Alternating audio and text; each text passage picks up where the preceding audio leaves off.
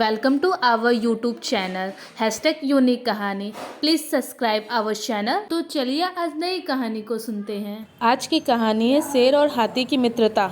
यह एक घने जंगल में एक शेर और हाथी की अद्भुत मित्रता की कहानी है। शेर जो छोटा और तेज तराक था, वहीं हाथी विशालकाय और मजबूत था।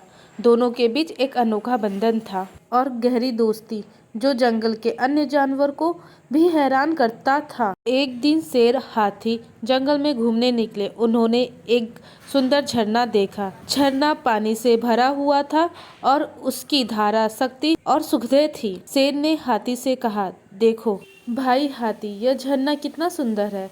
चलो हम एक बार इस पानी में नहाकर मजा करें। हाथी खुशी से सहमत हो गया और हाथी से कहा, तुम पहले जाओ, मैं तुम्हारी मदद करता हूँ। शेर ने उसकी बात मान ली और झरने में प्रवेश किया, जबकि हाथी बाहर ही रह गया। शेर झरने में नहाने का मजा लेता हुआ वापस आने की कोशिश कर रहा था, लेकिन यह काफी ऊंचाई पर था, जिसके कारण शेर को बाहर निकलने में दिक्कत हो रही थी।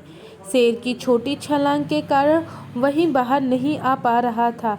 हाथी ने देखा और समझा कि शेर की मदद की जरूरत है। वह बिना देर किए शेर की मदद के लिए झरने के बिल्कुल पास गया और अपनी बड़ी दांतों से एक पत्थर को हटाया, जिससे पानी का बहाव फिर से बढ़ गया। शेर ने धन्यवाद कहा और बिना देर किए हाथी के पीछे पीछे निकला।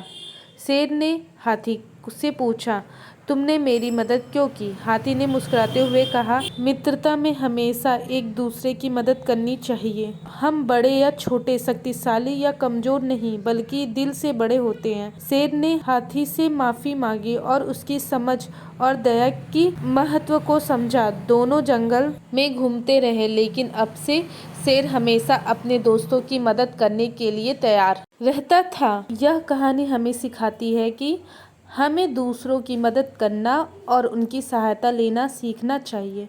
जीवन में सहायता करना और देना हमारे दिल को और भी बड़ा बनाता है और हमें दूसरों के प्रति समझदार बनाता है। इसी तरह हमें हर व्यक्ति की समझ, समर्थन और मदद का सम्मान करना चाहिए, चाहे वो हमारे साथ बड़ा हो या छोटा। जब हम एक दूसरे का समर्थन करते हैं तो हम सभी अच्छे और समृद्ध जीवन का अनुभव कर सकते हैं। Thank you to all. अच्छी कहानी सुनने के लिए हमारे और आपके चैनल #यूनिक कहानी को सपोर्ट करें और सब्सक्राइब करें। Thank you to all. Keep watching #unique कहानी।